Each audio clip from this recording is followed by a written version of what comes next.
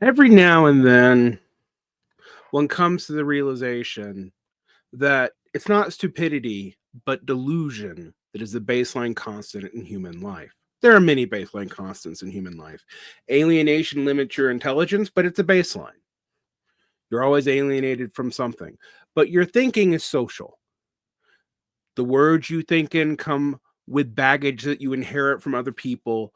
The ideas you move around in are based on the friend groups you're willing to engage in, and the delusions that you hold are based off of who you're around. And everybody, including me, has delusions. But I've been living in a society that's let these tendencies of self gratification and self acknowledgement, whatever the fuck that means, as if you have a self that's that stable, really take over and move people away from dealing with the harder questions in their life. Whether left or right, what you normally see here is valorization of victimhood on one hand, and on the other, saying that the things that you are victimized by are not really problems.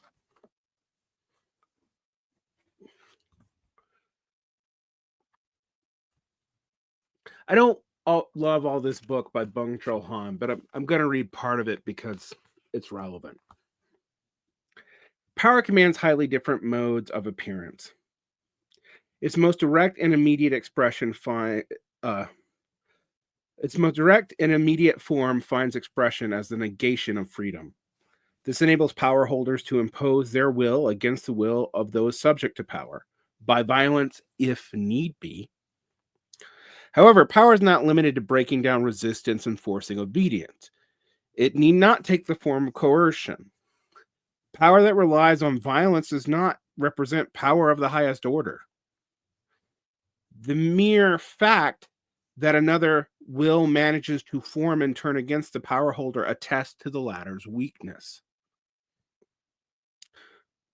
Whatever power does not come into view at all, it exists without question.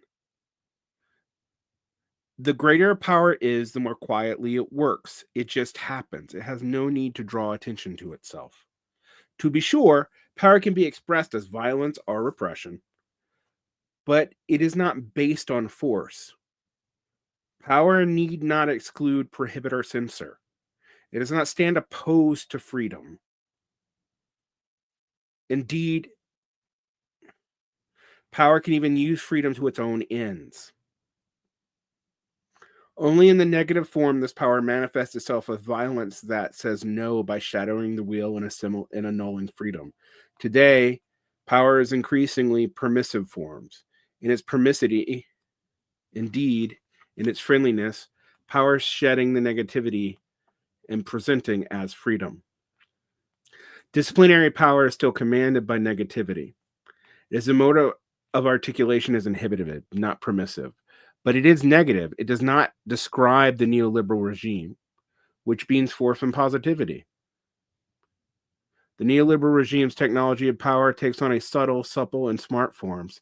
Thereby, it escapes all visibility. Now, the subjugated is not even aware of their own subjugation. The whole context of domination remains entirely hidden. Consequently, the subject thinks itself free. Not only is that true, it doesn't just apply to neoliberalism. I was talking to a friend today, a conservative friend actually, and we were talking about this whole Greenland, uh, Canada, all these annexations, and even leftists giving it some kind of serious retort or endorsement, even insanely. As if Americans' revolutionary bourgeois freedom and is spread throughout the world, and we need another bourgeois revolution.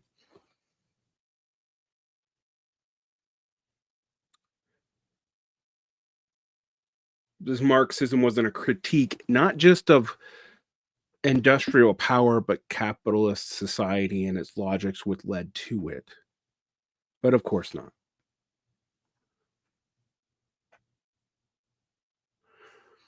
No, my conservative friend said rightly that he thought most of this was to distract from the fact of H-1B visas, throw chaos into other countries who are having elections, and make it very hard to predict what was going to happen next, and people run with it. Now, I find it interesting that this seems to be effectively true. And it reminded me of something else I saw. A friend of mine was complaining to me today about how we have a 39% absentee rate on average, excessive absentee rate, in most of the schools in this area. Not just my district, which I'm not going to out which one that is, but in most of the districts around here. And the response to that was to revise a concurrent enrollment curriculum to be much, much easier so more students could make better grades, basically juking the stats. Now, I've talked a lot about this, about the stat juking and the standards juking and all that. How NCLB didn't work, but now we've replaced it with nothing, and this, that, and the other. But I want you to actually ponder what I'm saying here, because I had a student the same day just tell me that they felt demoralized that most of the work they were given was easy. Now, they said it in one long run-on sentence with no punctuation, but they said it, and I was sympathetic to them. Why aren't you teaching us more? Well, they're not mastering what we're teaching them, but also instead of asking them to rise to that, what do? We capitulate to the shareholders who do not see the value in it anymore. Maybe there's reasons why they don't. Now, the big issue was we didn't let them use ChatGPT all the time because a lot of the answers that they get from it are hallucinated and wrong. Complex answers don't really come out of that thing, but they sound perfect, and the students do not have the skills all the time to even tell them apart. But if we make everything easier to enable things, what are we doing? You see, one of the things teachers don't like to deal with is there's a fundamental contradiction in what most people say they go into teaching for, which is to help people, and what teaching's primary job is. Sorting. That's what it is.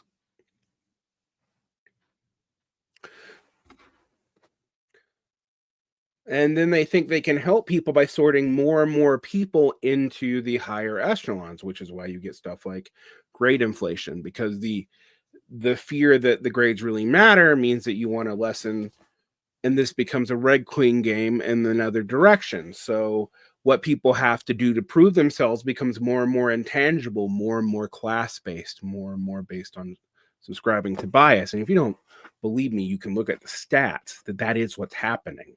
You aren't helping anybody by denying a fundamental function that you dislike. And that's true for most of the education system after ninth grade. Enabling people is usually giving them enough rope. This is one of the things I don't always love about workerist attitudes from middle class people, and what I like to call Narodniki bullshit, right? The Narodniks were mostly actually intellectua, lower level aristocrats, former landholders. And they sided with the peasants and romanticized them. But they didn't know their problems a lot of the time. And it ended up with two kinds of Narodniki: the educational Narodniki, who wanted to romanticize the peasants but also educate them, and the insurrectionary Narodniki, who just thought if you kill people that it would cause some kind of national consolidation. You know, the populist in Russia. This attitude is way predominant, not just on the far left today. The problem with tailism, people go, oh, it's reaching for what is practical. It's actually not doing that. You're reaching for the levers that you think you have when you don't actually have them. And when you do it by flattering people, by enabling people to do what they are currently doing that is self-destructive, by not encouraging to have disciplines, and both left and right do this. Right does it with bullshit and pity parties, and the left does it with constant victimization and, oh, this thing that capitalism does to you is actually good. Literacy's declining. Well, ask bourgeois anyway. Health rates are going down. Well, you know. And the actual liberals, who actually one thing, don't have that different of a meritocratic attitude than everybody else. Except that they think the status quo is fine because it is for them.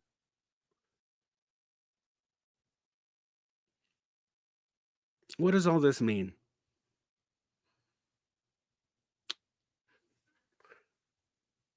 I am not a popularist. I'm not a populist. I have never been that.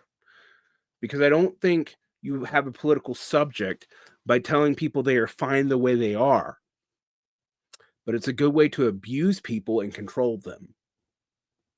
And if you bite on every tail, if you don't have the discipline to resist hate sharing everything that's designed to troll you, or to hold a line, or to look at ugly things about yourself and have some intellectual humility, then what are you going to do? A lot of people will call me a bully, but they've been indulged most of their life. I don't know how to be any clearer. Protect your peace requires you to use your rage wisely and to not take the bait. So don't. Protect your peace.